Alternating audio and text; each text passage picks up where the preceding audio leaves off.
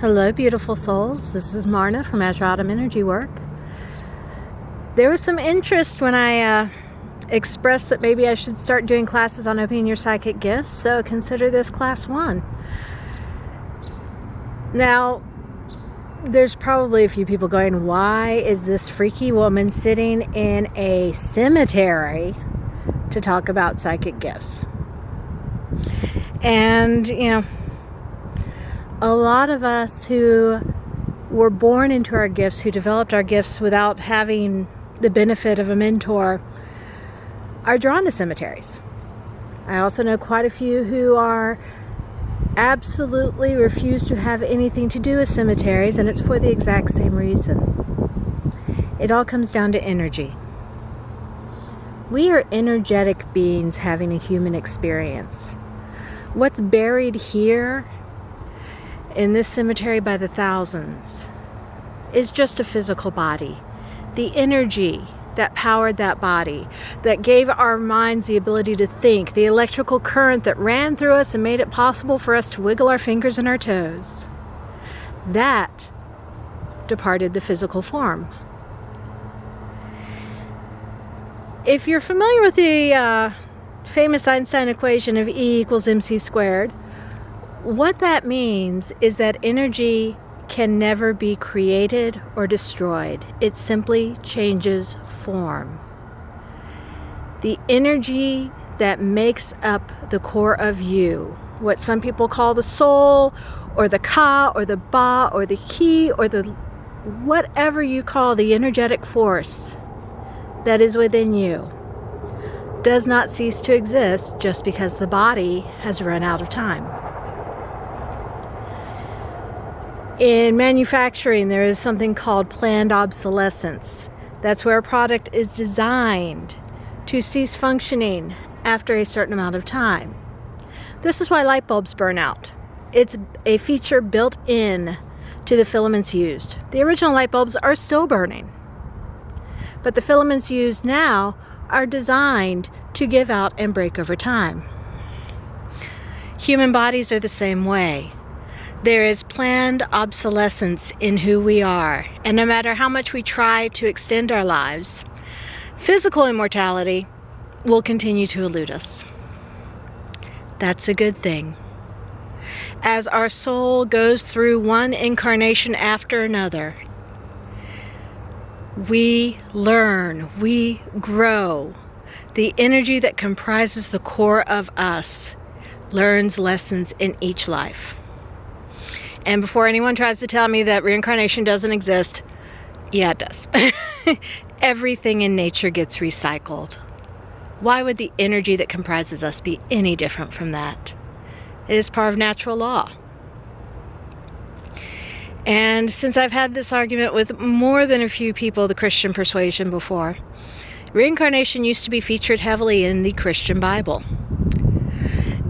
There was a Byzantine empress who didn't like it. She didn't like the thought that she could come back as something other than what she was then. So she had it removed. We do not know what passages were removed. We don't know what they said. But we know that the order exists, and proof that the scribes did as they were instructed exists. So, reincarnation is a fact of life. Thank you, Train, for confirming that. The reason that people feel odd in cemeteries is that frequently, if the energy that comprises us does not fully separate from the physical body for a time, that energy stays concentrated where we bury our dead. This is why when you come to the grave of a loved one who has recently passed, sometimes it will feel like they are there standing next to you, wrapping an arm around your shoulders and telling you it's okay. Because they are. That energy does build up. There's also the small thing of energetic memories. Stone, particularly granite, and you can see there's a lot of granite here, Stone contains crystals. These crystals function just like the LED crystals in your television. They are conduits for energy. So as energy is concentrated, and concentrated in a place where there is a large amount of crystals capable of storing it, the crystals become imprinted with a memory of the energy. This also explains a lot of haunted houses, the type where you can hear Great Aunt Mary still getting up and cooking breakfast at 5 in the morning. Check the bedrock. I will lay you odds as some form of crystalline structure. It could be granite, could be coal shale. All of it will hold an energetic memory, and a repeated motion creates an energetic memory. So the reason I like coming out to cemeteries is, yes, I can feel the energy. Yes, I can feel the memories. But also, what I don't have is the weight of so many emotions and so many thoughts pressing on me. A lot of empaths prefer to live in places of solitude, small towns, farms out in the middle of nowhere, because when you start opening yourself up to feeling the energies around you, if you haven't learned how to control what comes in, it can be overwhelming.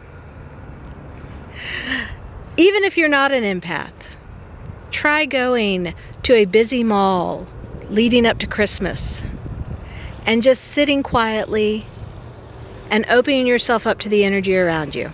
Just think about it. That's all you have to do. And you will start to feel the anxiety, the worry, the sense of rush, rush, rush, rush, rush. You'll feel the overwhelming burden of the thoughts of every person around you if you wait long enough.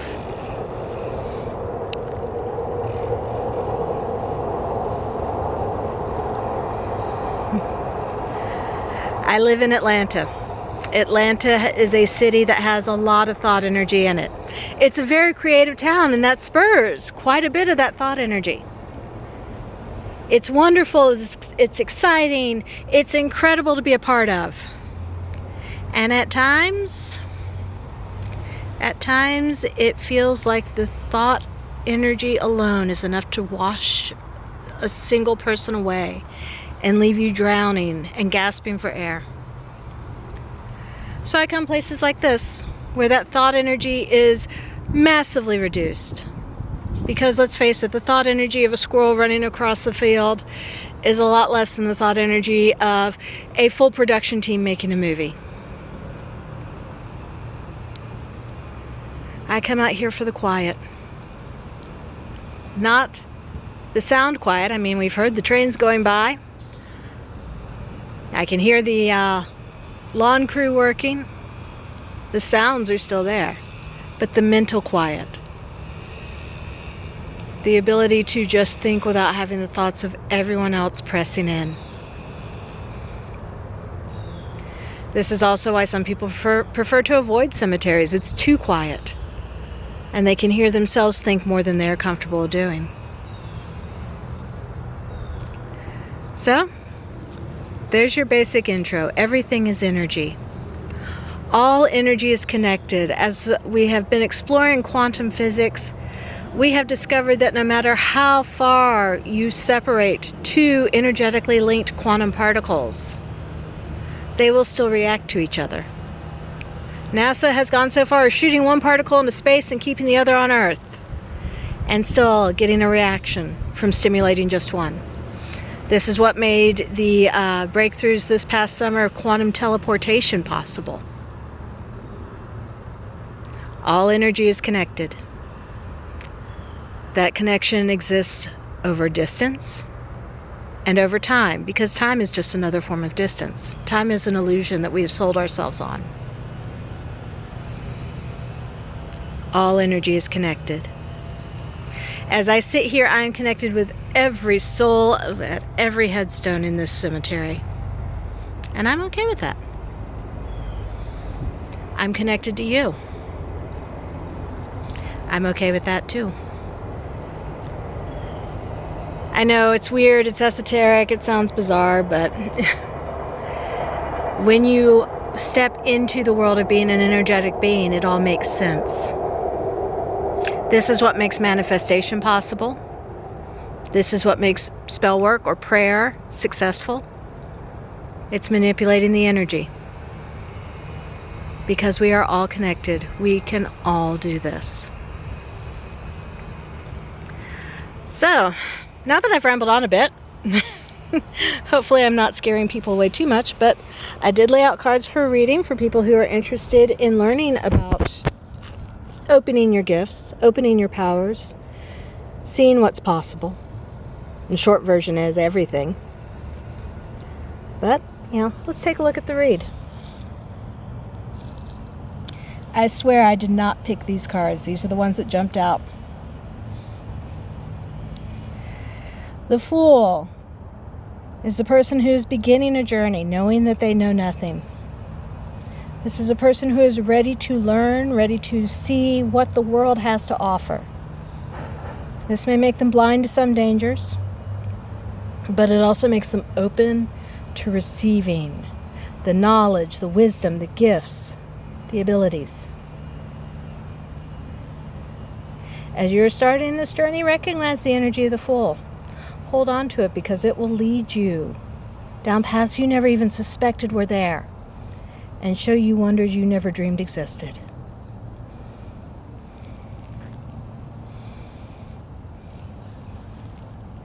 Justice is a card of balance.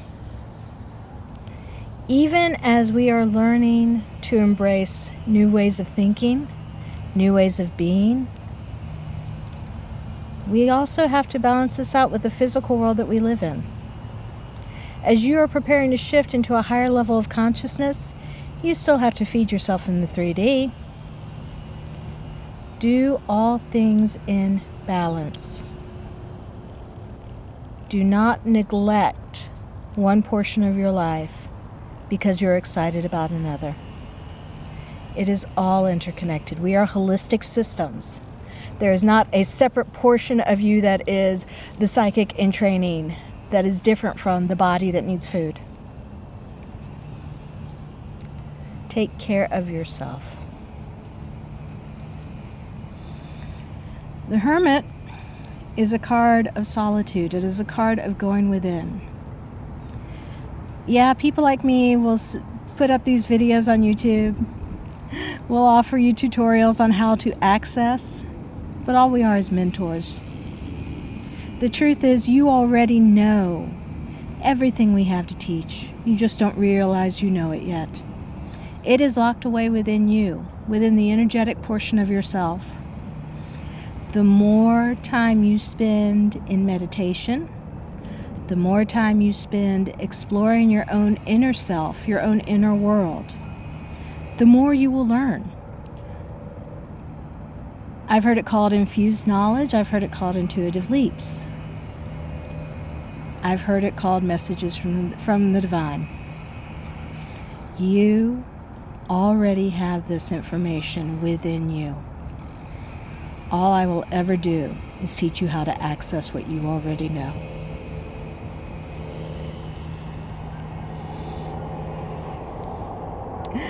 So we have the counterpart to the Fool.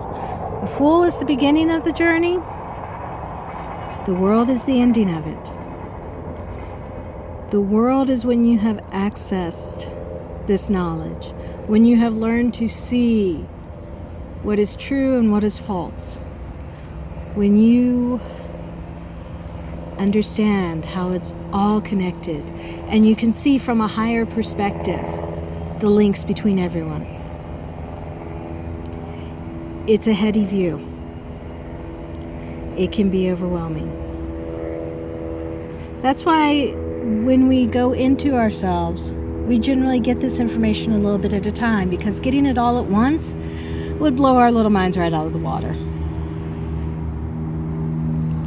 That is why achieving proficiency requires work. That is why we have to put effort into what we do, so that we learn the ins and the outs of our intuitive knowledge, so it does not overwhelm us, so we understand how it all fits together as part of the greater whole.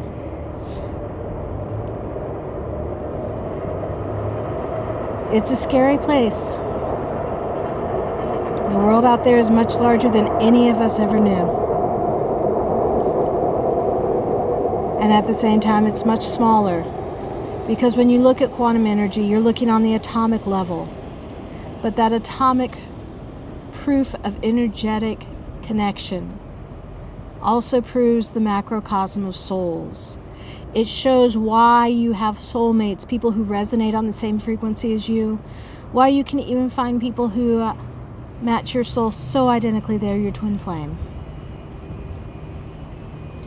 But explaining it all in one fell swoop is more than most people are willing to take in at a time. So, that is your basic guide to my philosophy on energy and how all energy interacts. How the cards that I read are tapping into that energy and just making it a little bit easier for people to see. It's a beautiful world out there. I hope you see it all.